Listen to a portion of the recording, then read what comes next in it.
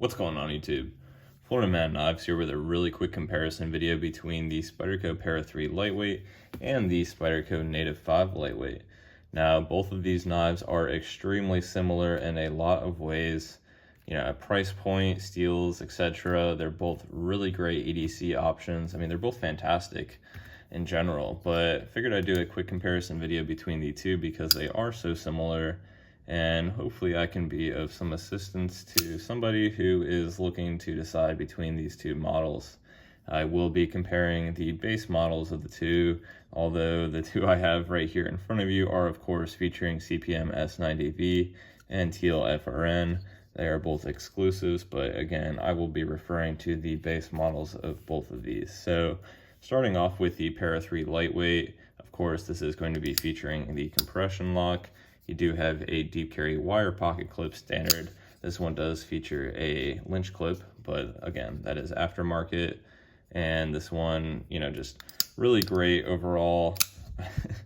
Love the fidget factor, of course, of the compression lock. And if that's a factor for you, that is definitely going to give the edge to the Para3 Lightweight, as where the Native 5 Lightweight, of course, is a lockback design. Also made in USA, Golden, Colorado, but definitely going to be a little bit different in the hand because it does not feature the thumb ramp from the Spidey hole, because the Spidey hole does not protrude as the Para3 Lightweight does. So you can see the blade shape is definitely different on the two, and this one does have a little bit of a swedge up here at the top. Again, lockback design, which I have no complaints about whatsoever. The only negative there is you do not have the fidget factor. Now, this does come with a standard non-wire pocket clip, of course. It is going to be just a standard steel pocket clip from Spyderco. I do have an aftermarket MXG gear pocket clip. So that is another point, at least in my opinion, where the Para3 definitely excels, because it comes stock with a deep carry clip. Now, if that doesn't matter to you, then the Native 5 Lightweight, of course, would have probably a better pocket clip, because in my opinion, the tension with the stock clip on the Native 5 is better, and you don't really have to worry about it bending like you do on the wire pocket clips from Spyderco. Now, the overall length on the Para3 Lightweight is definitely slightly longer, as you can see.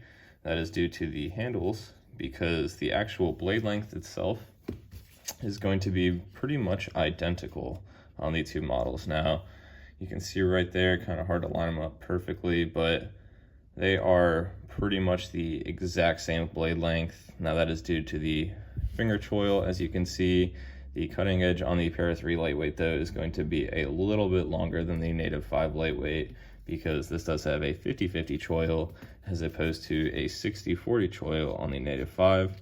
So you are taking up a little bit more of that blade with the choil, relatively speaking, but functionally, you're losing maybe 1/8 of an inch in cutting edge. I did not write down the exact measurements of that, but in my opinion, that is negligible. And continuing on, with the handle length, of course, because the Para3 Lightweight is longer in handle, a lot of people actually can grip it back here very comfortably.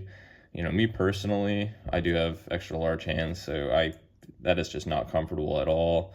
I do feel like I have to use the forward finger choil, but again, most people can grip back here just fine. If you have large hands, that's going to be no problem, and anything smaller, of course. As where the Native 5, you can do the same back here as well, but I find that most people really use the forward finger choil on the Native 5. A little bit shorter of a handle there, definitely a little bit different of a design. And I think, this just feels a little bit more natural for most people, as where the Para3 Lightweight perhaps gives you two different natural feeling options with the handle. Again, that is just my opinion, though. They are both, again, made in the USA.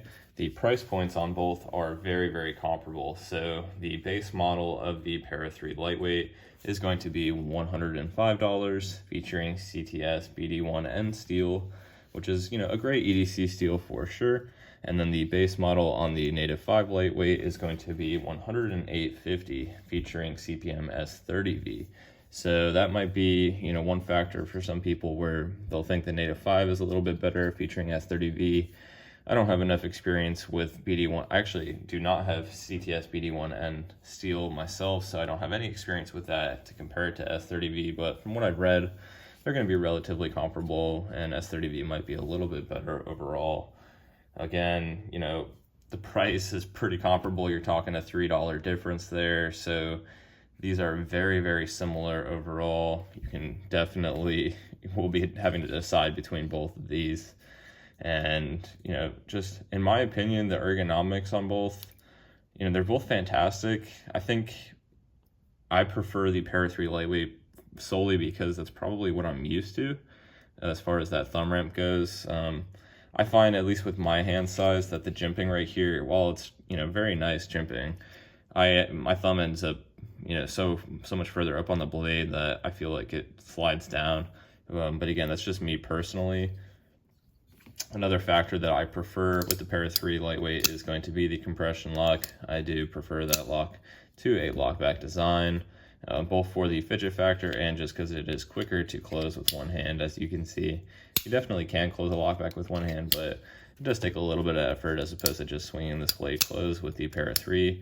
And then the final factor for me personally, I definitely prefer the pocket clip that comes on the Para3 Lightweight, at least the stock one.